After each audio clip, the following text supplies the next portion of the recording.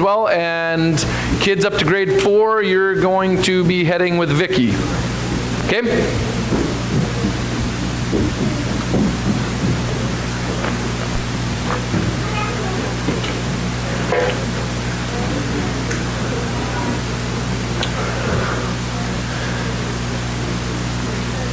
So one of the greatest questions that we have in life is what happens after life. Right? If we think about one of the biggest questions that's ever asked is, what happens after I die? What happens once this life is over? That's probably one of the biggest questions that you'll see, whether you're a Christian or whether you're not a Christian. That's one of the things that is said over and over again. In fact, this comes up in many different circles, and this isn't in the notes there, so I'm sorry for the people that have your notes, but one of the big times this has come up for me is actually traveling on a journey to a soccer game. And I was traveling with 4 other guys in the vehicle, and we're driving, and we're running a little bit late. So our driver decides that he's going to go a little bit faster, and we get behind this vehicle that is not moving very quickly at all. And we're like, oh man, we're going to be late for the game. We got to go. So he decides that passing him as we're kind of going up a hill is a good idea. So we start making the pass, and as we start making the pass, we realize there's a semi coming over the hill on the other side. And now we see a big problem as we're halfway past this vehicle and the semi's coming the other way. I'm just like, all right, life's over. Okay, good stuff. So we're going, I think the vehicle here slowed down a bit. I don't know how, it was all kind of just a blur. The other, truck gets over to the side of the road as much as they can. We kind of squeak in there, and all of us just like, the driver somehow, he's good, and we're quiet for about the next minute. Like nobody says anything. We're all just sitting there going. And then finally, the driver looks over to me and says, well, you would have been good. I was like, what does that mean? He's like, well, the rest of us are all screwed. We know what's happening to us, but you're one of those God guys, so you'd be fine. I was like, how so? And then we got into this tremendous conversation about, well, what happens after death? And why would I be okay and they wouldn't be okay? And we had this amazing conversation about it as we drove the rest of the way at Mach speed still to Lloydminster. Right? So, it's kind of the way things go. But these questions, though, when you have those near-death experiences, when all of a sudden everything just kind of flashes before your eyes, and when that conversation comes up, everyone was wondering the same thing. What happens when I die? What happens after? Right? That was the big question. And this is what we're going to be looking at today as we look into our statement of faith is, well, okay, what happens after death? Like, what happens later on here? So this is where we're going to go today. Here it is. So, life after death. This is the Alliance statement for a statement of faith, life after death. We've been walking through it. We only have one more left after today, although there'll be one more sermon yet on this, as this one was quite large. And then we're almost done. We have one more point after this. So, life after death. There shall be a bodily resurrection of the just and of the unjust. For the former, a resurrection unto life. For the latter, a resurrection unto judgment. Right? So this is what we see, right? Life after death. There shall be a bodily resurrection, right? Of the just and the unjust, so both just and unjust, right? For the former, resurrection unto life. For the latter, resurrection unto judgment. This is the belief. But, of course, as we look into this statement of faith, a couple things come up for us that, especially in the first part, that we need to look at, right? Number one, well, what is a bodily resurrection, right? What is a bodily resurrection? In order to really understand what's being said here and what we're talking about, we need to define, okay, what exactly are they talking about in scriptures where they say there is going to be a bodily resurrection? Okay, so we need to understand what that means. Number 2 is, what does it mean to be just? Right? If we don't actually know what it means to be just, well, this also goes into number 3. What does it mean to be unjust? If we don't know what it means to be just or unjust, then it's really difficult for us to understand then what happens in the end if we don't know what it is to be just and we don't know what it is to be unjust, and if we don't know how, we become just, because as we saw in the later points, well, it says, for the just unto life, and well, the unjust unto, judgment. All of a sudden it makes things difficult. We need to understand, okay, what is it to be just? What is it to be unjust? And then we need to understand, okay, what exactly is this bodily resurrection? What is that? How does that happen? What does that look like? So let's begin with a bodily resurrection. What does that mean when it says we'll have a bodily resurrection? Yes, our bodies will be raised, not spiritually, but physically and materially. Our spirit will be reunited with our transformed physical bodies, brought back to life from the dead.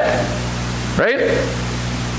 1 Corinthians 15:35, but someone will ask, how are the dead raised? And with what kind of body do they come? See, Paul knew that this was going to be a question, right? Because hey, some of you are going to ask, how are the dead raised? I mean, it's a good question, especially since some people have been dead for thousands of years, right? So he's asking, how is this going to happen? And then the next question is, well, what kind of body do they come back with? Like, how does this work, right? I mean, that's a pretty good question too, because I think we all know what happens after we die, right? We decompose, we're gone. So then, what kind of body do we come back with? Like Paul's saying, hey, these are the questions you guys are asking. This is exactly, when it comes to statement of faith, what's being asked. Well, how are the dead raised? And with what kind of body do they come back, right? Like those are really the questions that we have to look at. So Paul, of course, is going to give us the answer. He often likes to lead with, here's the question. Now let me lead you towards what the answer is. And this is what he says. You foolish person. Now, it's funny when we see the foolish person, some of us are like, oh man, that's kind of harsh. Right? But this is often, especially in the kind of Greco-Roman aspect of things, how they would have their debates. You kind of say, hey, don't you guys know, like, this is how orators would talk. He's like, hey, you foolish people, like, you should understand this. You should know this, right? What you sow does not come to life unless it dies, right? And what you sow is not the body that is to be, but a bare kernel, perhaps of wheat or of some other grain. Now, we have lots of farmers here, so this is wonderful. You understand seed going into the ground. You understand the seed then comes back as something, it comes back as, of course, wheat, but as new life that comes there, right? So we start to understand the metaphor here that Paul is laying forward here. He says, hey, well, what goes into the ground is not what comes up. Right? That's basically what it's saying. When you put a wheat kernel into the ground, what comes up? Another wheat kernel, right? Of course not. A plant, right? That grows big and tall, and then, of course, again, you get on the head of that wheat, you will get more wheat kernels, and again, you can continue the process on and on and on, right? But that wheat kernel comes up as something new, a new plant, new life, right? And this is what Paul is saying is, hey, you put that seed in the ground. When we die, we are put in the ground, but what comes back up is not the same body. Right? And this is what we need to understand, because for many people it's like, oh, well, I come back up and here's me again. But Paul's like, no, that's not how it works. What goes into the ground is not what comes up. Right? It's completely different. Right? We're given a new body. It's not the same body anymore. Right? So Paul is saying, hey, this is how the thing begins to change. So we will have a bodily resurrection, but the new body we will get will be much different, of course, than this body now, which is probably a good thing. Because, this body is already getting all sorts of aches and pains, and some of you who are much older than me are like, yep, I hear you, right? Like, you're wanting a new body, right? Some of you younger than me, you're like, I'm good, but, right? So, but this is what he's getting at, right? He's like, hey, we're going to get a new body, this body that is far superior to what we have now. This heavenly body is going to be absolutely amazing. And he continues on, right? He says, but God gives it a body as he has chosen, and to each kind of seed its own body. So, hey, God gives us a body, right? Continues on. For not all flesh is the same, but there's one kind for humans, another for animals, another for birds, another for fish. So he's like, hey, not everyone's the same, of course. There's people, there's animals, right? There's all sorts of different types of flesh. He's starting to, talk more about how this all proceeds. There are heavenly bodies and earthly bodies. Now we start to see the picture starting to form. Right now, earthly body, right? But after I die, what comes up is not this earthly body again, right? It's a heavenly body. But the glory of the heavenly is of one kind, and the glory of the earthly is of another. The glory of the heavenly body is far superior to any sort of glory that we have in our body here. Right? And I know some of you, Luis and Pablo, you guys are all about the gym, right? Going to the gym, right? Getting your workout, getting that heavenly body on earth, right? But the glory of that body is going to be nothing compared to the glory of this body, right? It's going to be nothing. Thank you. That was really helpful, actually. Right? It's going to be nothing compared to our heavenly body. So as much as we work and as much as we try, and I'm not saying it's a bad thing to try and to be fit and healthy in this life, but it'll be nothing compared to this heavenly body. There is one glory of the sun and another glory of the moon and another glory of the stars. The stars differ from star in glory. So he's saying, hey, there's different forms of glory, right? One to another. Just like the heavenly body is very much more glorified than the earthly body. Like he's fleshing this out with all these different examples. So it is with the resurrection of the dead. What is sown is perishable. So it's saying, hey, what is sown? Right? It's perishable. It died. Right? What is sown is perishable, but what is raised is imperishable. What is raised will never die again. Because we know that death has been defeated in Jesus Christ. So what has been raised then will never die again. Just as Jesus, who is raised from the dead, will never die again. Right? So this is what it's saying. It's like, hey, what is sown, yes, it's perishable. It has died, but what is going to be raised is imperishable. It will never die again. It is sown in dishonor, right?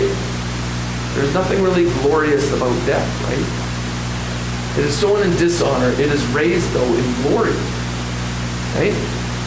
It is sown in weakness.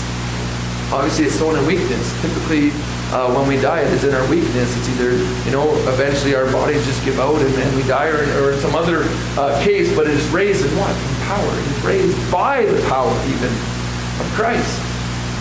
Right? It is sown a natural body, right? That's what we have right now. Natural bodies, right? It is sown a natural body. It is raised a spiritual body. Now, this is not to say that when we are raised, that we don't have a physical body. Right? It is spiritual, right? But it is also physical. If there's a natural body, there's also a spiritual body. Thus it is written, the first man, Adam, became a living being, which we know how that happened in Genesis, right? That God took dust and formed Adam, right? The last Adam became a life-giving spirit. The last Adam, of course, talking about Jesus, who is the one now who gives us this life, right? Not just life here on this earth, but life after death, right? But it is not the spiritual that is first, but the natural and then the spiritual. Obviously, we live this life first. We pass, we are raised with this new body, and I mean, it's something that never then perishes again after that. The first man was from the earth, a man of dust. The second man is from heaven, right? That's what we were just talking about. First man, Adam. Second man, Jesus from heaven, right? As was the man of dust, so also are those who are of the dust. And that is the man of heaven, so also are those who are of heaven. This is kind of where we get that dust type thing from. Just as we have borne the image of the man of dust, we shall also bear the image of the man of heaven. This is the cool part, that when we're raised, we bear, and even now, like we are image bearers of God now, but we are going to have this perfect image bearing of God once again. Right? We are marred images right now. But when we are raised, we will have this perfect image again of the man of heaven who is Jesus. Okay, we'll get to that next part in just a minute. So, we see now what is meant by bodily resurrection. That we will be raised, that we will be given a new body, right? And that this new body now will never die again. So we see this picture then that there's going to be this bodily resurrection. Right? That we don't just come back as some kind of floating spirit thing, but that we get this actual new body. Right? And this new heavenly body, if you would. So we start to understand then that we're going to have this new body now that is not perishable, that it won't die, it won't decay. We're going to be raised then in glory with this new heavenly body that is given to us by God. Right? And this is what it says in what we just read in 1 Corinthians 15. So the next question then is, what is meant by just and unjust? Right? Because then, hey, okay, what's the bodily resurrection? Okay, we've established what the bodily resurrection is. Well, what about just and unjust? Well, why don't we look at a few things that are said just by way of dictionaries, it says based on right, rightful, lawful, a just claim, in keeping with truth or fact, true, correct, a just analysis. So this is one definition for just. But there's one problem with this definition is, well, who defines what is right? Oh, wait. Yes. Who defines what is right and who defines what is lawful? So we can say, hey, if you are just, then you do what is right, you do what is lawful, you keep with the truth. Well, what is right? What is lawful? What is true? Who decides that?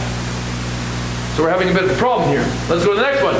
Just means fair, quote unquote. When something is morally and ethically sound, it's just. Again, though, we have a problem, don't we? Well, how do we decide if something is moral or ethical? We have the same issue, right? If we can say, oh, this is just, but if we don't have a good example of, okay, who is the one that determines whether something is lawful, whether something is ethical, whether something is good or true or right? And of course, we say that it is Jesus, of course, who determines what is true, what is right, what is lawful, right? We look at the laws in the Scripture, and that's what we follow. And then, of course, then we would say, okay, this is just. That someone who is just then needs to follow what the Scripture says. Right? Because it is God's law that we adhere to. It is His Word that we follow. So in order to be just, then, we must do what He says. Our moral compass must be based on His moral compass. Right? So this is where things then begin to shift a little bit for us. Because we all know that we're breakers of the law. Right? Every single one of us knows that we've broken God's law. So, if we have broken the laws of God, are we just? Are we? I didn't say through Him. Barry's like jumping to the end here. Right? You gotta pause for effect there, Barry. Come on. Right? So, but if we just base it on the law, so if we have God's law before us, and we're put before the judge, and the judge says, okay, are you guilty or not guilty? What would the verdict be? We would all be guilty, because we have gone against God's law. We'd be guilty, right? So, that would then put us all in the unjust category. That we are not just, right? So now we're starting to see that there's a bit of a problem. Based on what we've done, as we've all sinned, and not any of us are righteous, God has to then change that for us. And this is where we get the term that we call justification. Right? That God is the one then who takes on all that penalty for sin for us, and He declares us through Jesus that we are just through Him, that we are made righteous in and through Jesus. But by ourselves, that can't be done. Justification really is the restoration of the individual to a state of righteousness. Righteousness being that you have now been made right. Right? You've been made right with God. That you are now seen as someone who is righteous, even though you yourself are not righteous. And the New Testament advances its Old Testament view of justification. Without such an addition, it would have been shocking and scandalous for Paul to say what he does here. He says this, and to the one who does not work, but believes in Him who justifies the ungodly, his faith is counted as righteousness. They would have looked at this and be like, Paul, what are you talking about? To the one who does not work, but believes in Him who justifies the ungodly. Well, you can't justify the ungodly, can you? That's not fair. You can't proclaim somebody to be just when they are not, right? So they would look at this and say, well, wait a second. How can God then justify the ungodly? And how can His faith be counted as righteousness when the person themselves is not righteous? But yet Paul says, here's how it works. The one who believes in Him, who is Jesus, who can justify the ungodly. It is only through Jesus' death and resurrection that we can actually come to Him and come to Him in faith, and that He would then restore us to righteousness through Jesus. That now God sees Jesus in our place. He took on that penalty for us. Justice demands that we be condemned, right? That's what justice demands.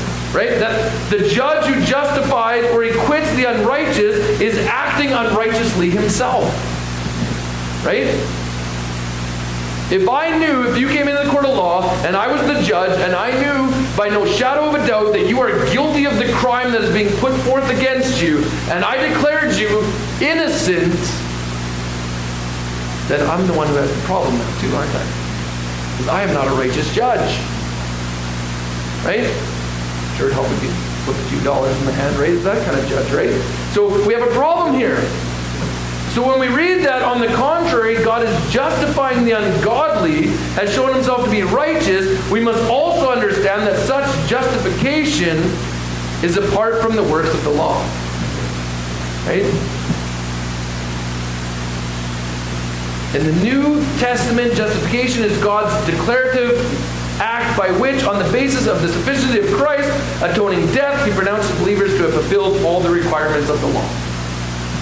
Because Jesus has fulfilled all the requirements of the law. And since we are now seen as in him, we can therefore now be seen as righteous, or as they would say, justified. Justification is an act of imputing or putting upon the righteousness of Christ to the believer. It is not an actual infusing of holiness to the person. So justification doesn't mean that all of a sudden God says, okay, you're holy now, and now you live holy. Right? But you are now seen as holy. And now we need to live into that holiness and that righteousness. Right?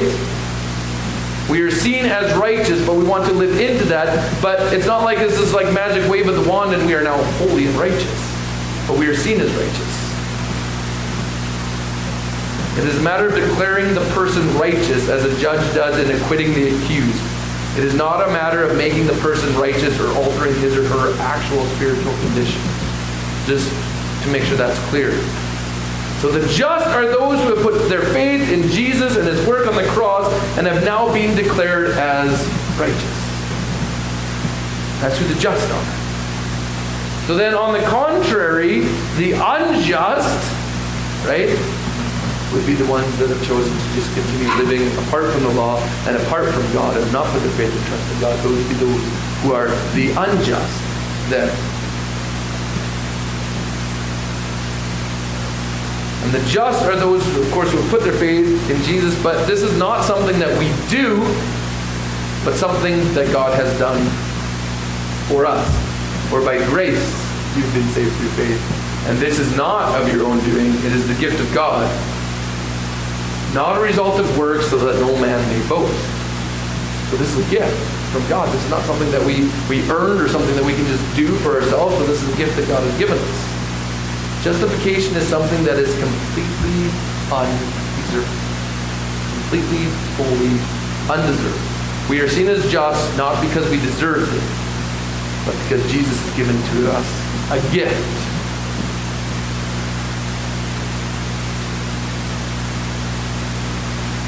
So, now we understand what the just are, and what the unjust are, and what the bodily resurrection is. Right? We have all those things kind of summed up. So now we can understand that the just are those who have been justified by Jesus' saving grace, and the unjust are those who have chosen to live a life apart from God. We can then look at the last part of the statement. So here's our statement again, right? There shall be a bodily resurrection, which we talked about. We know what the bodily resurrection is now. That will be of the just and of the unjust, which we just looked at who is just and who is unjust, right? And of the unjust for the former, this is the part now we're looking at now. For the former, a resurrection unto life. For the latter, a resurrection unto judgment. Right? So the former unto life, and the latter unto judgment. Now this may seem a little bit unclear, as both the just and the unjust will face judgment, won't they? Right? So, don't tell the alliance this, but it's a little unclear, right? Because both will say, both are going to face judgment. Right? And we need to understand that, and we're going to get to the point here, but 1 Corinthians 5:10, for we must all appear before the judgment seat of Christ. Every single one of us. Right? So we're all going to face judgment. But one is going to be onto life, one is going to be onto continued judgment or punishment, if you would. That's what we're going to get to here, right? For we must all appear before the judgment seat of Christ, so that each one may receive what is due for what he has done in the body, whether good or evil. So each one of us. Right? Very clear. Each one of us is going to appear before the judgment seat of Christ. Each one is going to have to give an account for what we've done, right? And is going to receive the punishment, or what is due, as it says, for what someone has done. whether good or evil. Right? Continue on. Jesus says this, I tell you, on the day of judgment, people will give account for every careless word they speak. This is why you should not be like me and talk less. Because the more you talk, and the proverb says this, the more you talk, the higher chance of sin. Right? The more we speak, the greater opportunity we have to say something stupid. Basically, that's what it's saying. Right? And it says, hey, we're going to have to be giving an account for every careless word that we speak. Now think about that for a second. How many careless words have we spoken? Too many to count. And yet we have to give an account for that. So we have to give an account, it says, for everything that we've done. We have to give an account for every careless word that we've said. So all of us are going to face judgment. Right? Everyone will be judged for everything they have said and done in this lifetime. We have to give an account for everything we've done on this earth in this lifetime. So why does the statement of faith say that the just will have a resurrection unto life and the unjust a resurrection unto judgment, when both will face judgment? The statement is looking at the outcome, right? What the outcome of the judgment will be. For the just, the judgment will be the one will give eternity, and for the unjust, one that brings about punishment. Oh yeah, for by your words you'll be justified, and by your words you'll be condemned. That's the second part of the Matthew 1. Revelation 20, 11 verse 15. Flashing, this is great. We really should replace that bulb one day. Then I saw a great white throne and him who was seated on it. From his presence earth and sky fled away, and no place was found for them. And this is pretty intense. And I saw the dead, great and small, standing before the throne, and books were opened. So here we have, right, we talked about the bond of resurrection, right? Now they're all standing before the judgment seat of Christ. Okay? Then another book was opened, which is the book of life. And the dead were judged by what was written in the books according to what they had done. So here we're seeing everyone has a bodily resurrection, whether just or unjust. Right? Everybody's raised. Everybody then faces judgment. This is what we're seeing right here. Right? And then the book of life is opened, and the dead were judged by what was written in the books according to what they had done. So once again, we're seeing that everyone is going to be judged according to what they've done. Right? And the sea gave up the dead who were in it. Death and Hades gave up the dead who were in them, and they were judged, each one of them according to what they had done. So it doesn't matter where you died, how you died, when you died. You're all going to face judgment in the same way. Right? Then death and Hades were thrown into the lake of fire. This is the second death, the lake of fire. So now we see that death and Hades itself are tossed into the lake of fire, right? This is the second death, right? And death, of course, is not something that we really want or like. And if anyone's name was not found written in the book of life, he was thrown into the fire. So here we see what the final result is for the unjust. Anybody's name is not found in the book of life, and the only way that we're found in the book of life is that if we put our faith and trust and hope in Jesus Christ, right, in his death and his resurrection, defeating sin and death, which we see it itself is tossed into hell itself. That's the only way that this is changed. For the unjust, those are thrown into the lake of fire. Right? So we're starting to see now, everyone faces judgment, but here's what happens in the end. Right? But those who are the unjust are thrown into the lake of fire. On the other hand, right, so we have the one that is going to face eternity with God and life, and on the other hand, those who are going to face eternal punishment for being judged as unjust. We continue on in Revelation 21, so this continues on. Then I saw a new heaven and a new earth, but the first heaven and the first earth had passed away, and the sea was no more. And I saw the holy city, New Jerusalem, coming down out of heaven from God, prepared as a bride adorned for her husband. And I heard a loud voice from the throne saying, Behold, the dwelling place of God is with man. He will dwell with them, and they will be his people, and God himself will be with them as their God. So this is now what we're starting to see, the life of those who are just after the judgment. He will wipe away every tear from their eyes, and death shall be no more. Right? We talked about it, right? Death shall be no more. Neither shall there be mourning, nor crying, nor pain anymore, for the former things have passed away. All that stuff, right, that was buried is now being completely passed away for good. And this new body now is raised to completely new life that will never pass away again. And he who is seated on the throne said, Behold, I am making all things new. Also he said, Write this down, for these words are trustworthy and true. We talked about, well, where do we get truth from? Right here. And he said to me, It is done. I am the Alpha and the Omega, the beginning and the end. To the thirsty I will give from the spring of the water of life without payment. Now you're starting to see that life where it's like, I will give you full life. Life completely. You will be completely satisfied. You will not be thirsty again. Right? This is what he's getting at. The one who conquers will have this heritage, and I will be his God, and he will be my son. And it's talking about the one who conquers is one who decided to put his faith and trust in Jesus, the one who walks with him, the one who has been obedient. That is the one who has conquered. God says, I will be your God, and you will be my son. You will be welcomed into the family. But, of course, anytime you see it, but it's like, hey, so what I just said applies to that, but we're going to shift gears because there's the other side of the coin. Let me share that for you. But as for the cowardly, the faithless, the detestable, as for the murderers, the sexually immoral, sorcerers, idolaters, and all liars, their portion will be in the lake that burns with fire and sulfur, which is the second death. You're like, whoo! There used to be a song. I don't know if you saw it. It was back when I was a kid. It was based on Revelation 21:8, right? It was like the Revelation. It was sung in that one. Revelation 21:8, right? What the hell, like that one, right? Yeah. Anybody heard that one before? Or is it just me? Okay, apparently I was the only one that was ever said to. Keep singing. Probably should have spoke the truth more, maybe. I don't know. But that song I remember when I was a kid. I don't know where it came from. Hopefully not church, but yeah. Anyways, but I just want you to look at this list for a second. Of all the things that it said, the cowardly, the faithless, detestable, murderers, sexually immoral, sorcerers, idolaters, and liars. And then realize that you're guilty. And this is actually what you deserve. But because of Christ, you don't have to pay this up.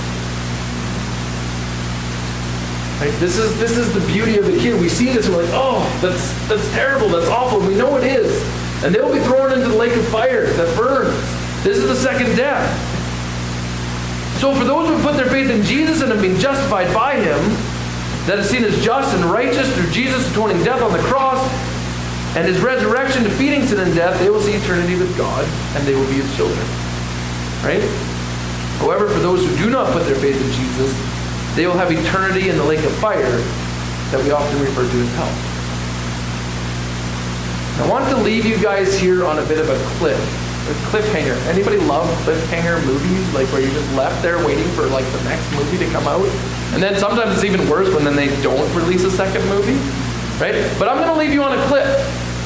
Because I want you to think about some things here when it comes to the end and when it comes to life after death. I want you to think about these things because I know these are a lot of things that friends of mine even who aren't believers struggle with, who are asking these questions, who are dealing with these things. And I want to put this out to you. Is it fair that you pay an infinite penalty for a finite life? Is it fair that you pay an infinite penalty for a finite life? Or let me say it this way. The average life expectancy is around, 82 years, I think, for a woman, 78 for men, because men always live less time than women do, because we do dumb things. But I think the average life, let's just put it at 80 years. Okay?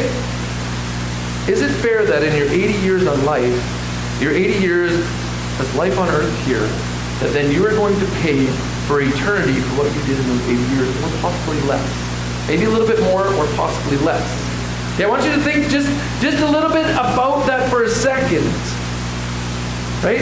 Because this is the question to say, well, how can that be fair? If we have this completely just and righteous God who's completely fair, how is it fair then that in what I do in this life then reflects for eternity? Like if I were to die today in my 40 years on this earth, how is it fair then that I'm going to pay for my 40 years on this earth for all of eternity? And I want you to struggle with this. Because these are the questions that are being asked. These are the often things, well, hell is completely unfair. How can there be a hell? How can a loving God have a hell? These are all questions we're going to be answering next week. And I want to just let you sit in there. I want you to research it a bit. I want you to struggle with it a bit. Because these are often the people that are not here, the people that are having these questions, the people that are struggling with, okay, if there is this loving God, how can this be? These are the type of things and conversations that we need to have with them. So I want you to leave you just sitting on this cliff.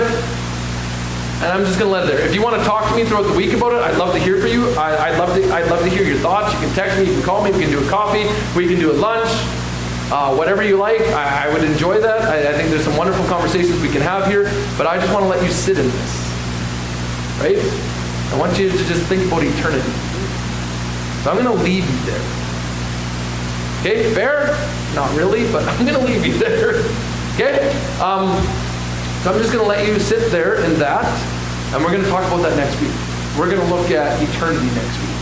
We're going to look at life after death on both sides, heaven and hell. Okay? And we're going to dive deep into this stuff. So if you've got people that are like wrestling with this stuff, tell them to come next time. We're going to be talking about it. We're going to dive deep into the difficult stuff. Okay? Let me pray for you, and then we're going to enjoy some communion together. Lord God, I thank you for life. I thank you for eternal life that you've provided for us, God. Lord, I thank you that you are willing to give us the greatest gift of all, that is your Son, Jesus. And I pray that each one here would want to serve you, would have put their faith and trust in you, that they'd want to spend eternity with you. How glorious you are, God, and you've given us such a great gift, and your blessings are even overwhelming, God. And by your grace, you've given this opportunity to be part of your family and to spend eternity with you in perfection, Lord. I thank you for your grace and your mercy. And I thank you for your love and your kindness. And I thank you for your sacrifice. You are an amazing God. And we thank you for this. And as we come to the communion table, we want to remember this sacrifice. We want to remember how much you love us and care for us. That you were willing to die in our place for a penalty that we deserve. So Lord, we thank you for that, and we thank you that you didn't stay there. You rose from the dead. You've defeated sin and death. It has no more hold on us anymore, Lord, and we thank you for that. So as we take the bread and the cup, we remember the sacrifice you made for us and how much you love us. We thank you in Jesus' name. Amen.